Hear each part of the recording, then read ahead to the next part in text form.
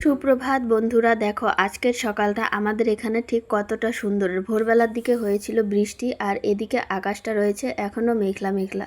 আমার মা তো ঘরদোর উঠোন সব ঝাড়ু দিয়ে দিয়েছে, আর আমি ঘুম থেকে উঠেছি অনেকটাই বেলা হয়ে গেছে। আর গাছে এখনও ফুলগুলোও রয়ে গেছে, এই ফুলগুলোকেও তুলতে হবে। আর এই দিকে দেখো রাস্তার মধ্যে বৃষ্টির জল অল্প অল্প করে জমে আছে। আজকে একটু হালকা হালকাই বৃষ্টি হয়েছে, মনে হয় কালকে আরও বেশি বৃষ্টি হবে। তো দেখো কি হয় জানি না। বৃষ্টির কথা যাচ্ছি, এইদিকে একটা মশারিওয়ালা কাকু এসেছে, তো মানে ফেরি করে যে এই মশারিগুলো বাজারে ঠিক 400 টাকা করে নিচ্ছে। তো সেই জন্য এখান থেকে নিয়ে নিলাম মশারি কাকুর কাছ থেকে, যে ফেরি করতে আসে ওনার কাছ থেকে। তো ওর কম দামে মশারিটা পেয়ে গেলাম। এখানে দুটো মশারি আছে, বিশেষ করে এই পার্পল কালারটা আমার এতটা পছন্দ হয়েছে কি বলবো। তো মশারি বাড়িতে রেখে আমি যাচ্ছি এই বড়ইগুলো দিতে আমাদের এক বৌদিকে। তো বৌদি অনেক দিন থেকেই বড়ইয়ের কথা বলছিল, এই কটা বড়ই ছিল কাঁচা বড়ই, তো এইগুলো দিতে যাচ্ছি। দিয়ে বাড়িতে এসে স্নান করে আবার ঠাকুর পুজো দিতে হবে, কাল বৃহস্পতিবার রয়েছে আজকে। তো এই যে বসে গেলাম ঠাকুর পুজো দিতে। আমি সকালবেলায় ফুল টুল সব কিছু তুলে রেডি করে রেখেছিলাম, বৃহস্পতিবার বলে ফুল দূর্বা সব কিছুই তুলে রেডি করে রেখেছিলাম। তো আমার ঘটে সিঁদুর লাগানো সব কিছুই হয়ে গেছে। এখন এই দেখো, এই যে বৃষ্টি হয়েছিল রাতের বেলা, আর এই গাঁদা ফুলগুলো এমনভাবে নষ্ট হয়েছে কি বলবো। সবগুলো গাঁদা ফুল একটা একটা করে ভেঙে পড়ে গেছে, মানে বৃষ্টির জল গাঁদা ফুলের মধ্যে ঢুকেছে, ঢুকে গিয়ে সবগুলো ফুলের ডানটি ভেঙে পড়ে গেছে, মানে বেঁকা হয়ে পড়ে আছে। এই ফুলগুলো 1-2 দিন থাকলেই কীরকম একটা হয়ে যাবে। তো সেই জন্য সবগুলো ফুল তুলে নিলাম। ভোরবেলার দিকে আবার যদি বৃষ্টি হয় আজকে, তাহলে বাকি যেগুলো ফুল আছে সেগুলোও এরকম হয়ে যাবে। তো ঠাকুরের আসনে ফুল দেওয়া আমার সুন্দর করে হয়ে যাচ্ছে। এখানে গাঁদা ফুল দিলাম আগে, তারপর এই জবা ফুল দিলাম। আর দেখো সব কিছু গোছানো হয়ে গেছে, এখন প্রদীপ জ্বালালেই হয়ে যাবে পুজো দেওয়া। তো গুড মর্নিং সবাইকে, and welcome back to Mousumi lifestyle. মৌসুমি লাইফস্টাইলের নতুন আরেকটি ভিডিওতে তোমাদের সকলকে স্বাগত জানাই। ভিডিওটি দেখতে দেখতে চ্যানেলটা সাবস্ক্রাইব করে দিও, আর লাইক কমেন্ট শেয়ার করে সবাই পাশে থেকো। তো প্রদীপ তো আমি জেলে দিলাম, এই তো হয়ে যাবে। আর এই দিকে জলের বালতি আছে, চন্দন পাতা আছে, এগুলো তুলে রাখলে সুন্দর করে একদম পরিষ্কার হয়ে যাবে। আকাশটা কিন্তু আজকে এখনও মেঘলা মেঘলা, মোটামুটি 12টা 12:30 বাজে আজকে। আমার অনেক বেলা হয়ে গেল আজকে বৃহস্পতিবারে পুজো দিতে। আর এগুলো হচ্ছে আগের দিনের ফুলটা রয়ে গেছিলো আসনে, তো এটাকে আমি নামিয়ে রেখেছি। নামিয়ে রেখে এখন সুন্দর করে পুজো দেওয়া হলে তারপর এই ফুলটা এইদিকে ফেলবো। তো আমার উলু দিতে অনেকটাই সময় লেগে গেল, যদিও উলু দিতে গেলে আমার অনেকটা পরিমাণ অসুবিধা হয়, গলায় কাশি ওঠে বারবার। উলু দিতে গেলে এই প্রবলেমটা আমার কেন হয় আমি জানি না। তো স্নান করে ঠাকুর পুজো দিয়েছি, তারপর আমি ভাত খেয়ে তারপর মানে আসলাম। ফোনে চার্জ ছিল না, যেহেতু রাত্রে লাইন ছিল না, তো ফোনে চার্জ ছিল না, চার্জে দিয়েছিলাম।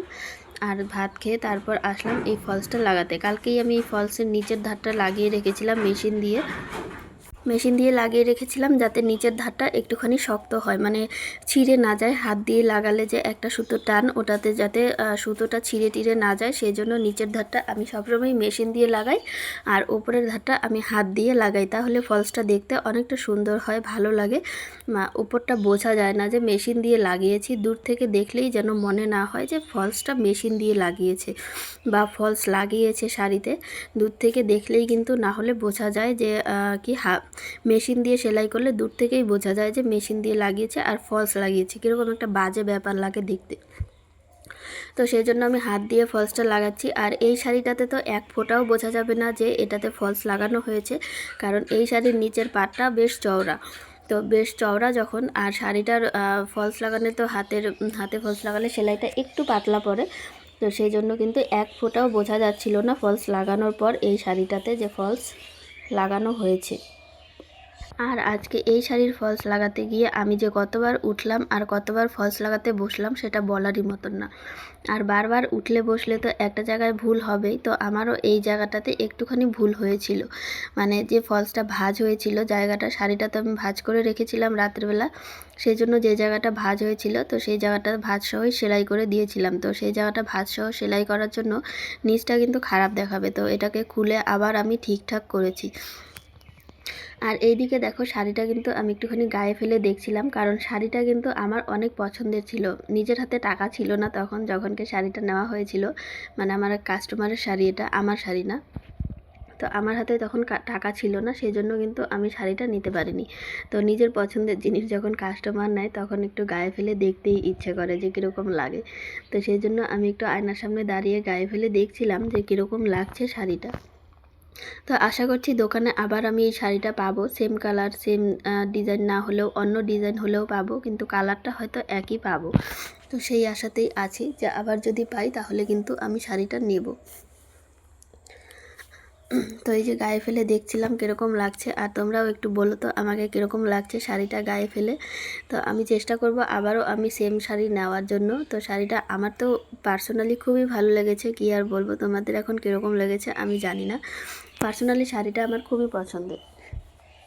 তো তারপর দেখো এইদিকে এত পরিমাণ হাওয়া ছেড়েছে ফলসটা লাগানো শেষ হতে না হতেই। আর এদিকে আমাদের ছাগলটা বাঁধা আছে, তো ওকে আমি নিতে আসবো, মানে নিয়ে যাব এখন ঘরে। প্রচণ্ড হাওয়া ছেড়েছে, একটা ঝড় ওঠার মতন পরিবেশ। তো এই ঝড় যদি এখন ওঠে তাহলে কিন্তু খুবই বিপত্তি ঘটে যাবে।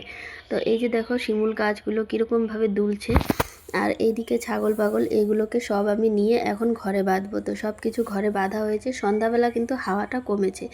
আর এই যে মশারি দেখো কেনা হয়েছিল আজকে ফেরিওয়ালা কাকুর কাছ থেকে। তো এই পার্পল কালারটা আমার যেহেতু মানে পার্সোনালি খুবই পছন্দ হয়েছে, তো এই কালারটা আমি আমার এখানে রাখবো। আর আরেকটা যে কালার আছে ওটা একটু হলদে হলদে কালার, তো ওইটা আমি দাদাকে দেবো। আর মাদের জন্য 2-1 দিন পরে আবার একটা নেওয়া হবে। আমি বলেছিলাম মাদেরকে যে মশারিটা তোমাদের বিছানাতে রেখে দাও, আমার লাগবে না এখন, আমারটা ভালোই আছে, পরে আরেকটা নিয়ে তারপর আমি নেব। তো মা বলছে না নিয়ে নে, তোদেরটা আগে লাগবে। যে মা বাবা হলে এরকমই হয়, তো নিজেরা খারাপটাতে শুয়ে আমাদেরকে ভালোটাই দিল। তো দেখো আমি কিন্তু মশারিটা লাগালাম, আর লাগানোর পর ঠিক কীরকম লাগছে দেখো। ঘরটা যদি কালার করা থাকতো, মানে ওয়ালগুলো যদি কালার করা থাকতো তাহলে কিন্তু মশারিটা দারুণ লাগতো। আমি এতটুকু লাগিয়েই মাকে বলছি, মা দেখো জায়গাটার কালারটাই চেঞ্জ হয়ে গেল, এতটা সুন্দর লাগছে না আমার নিজের কাছে, মানে পার্সোনালি এতটা সুন্দর লাগছে আমার কাছে, আমার কিছু বলার নেই। প্রথমবার এরকম আনকমন কালারের মশারি আমাদের বাড়িতে লাগানো হয়েছে, না হলে বাবা মা ওরা কিনে আনে গিয়ে গোলাপি সবুজ এগুলোই কালার। তো ওই কালারগুলো আমার খুব একটা পছন্দ হয় না। তো আমি নিজে থেকে আজকে এই দুটো কালার পছন্দ করেছি, এটা হচ্ছে পার্পল আর আরেকটা হচ্ছে হলুদ হলুদ কীরকম একটা কালারটা, হলুদও না মাস্টার্ড কালারের মতন অনেকটা। তো যাই হোক দেখো বিছানার মধ্যে এই ব্যাগটা যে কে রেখেছিল আমি জানি না, আলনাতেই ছিল, মা হয়তো রেখেছে কিছু কাজ করার সময়। তো আমি জামাটা মানে গামছাটা এভাবে ঢিল দিয়ে রাখলাম পরে গোছানোর জন্য। আর এদিকে এখন বিছানাটা ঝাড়ু টাড়ু দিয়ে পরিষ্কার করে তারপর আমি এখন বিছানাতে একটুখানি রেস্ট নেব। এখন 7টা মতন বাজে সন্ধ্যের। তো আজকের ভিডিওটা তোমাদের সবার কাছে কেমন লেগেছে অবশ্যই কমেন্টে জানিও। আর মশারি যদি চাই তাহলে কিন্তু আমি ফেরিওয়ালা কাকুর লিংক দিয়ে দিতে পারবো, মানে চেষ্টা করব দিয়ে দেওয়ার, তোমরা যদি এরকম মশারি নিতে যাও।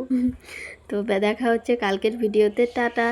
তো তখন তোমরা সবাই ভালো থেকো, সুস্থ থেকো, টাটা।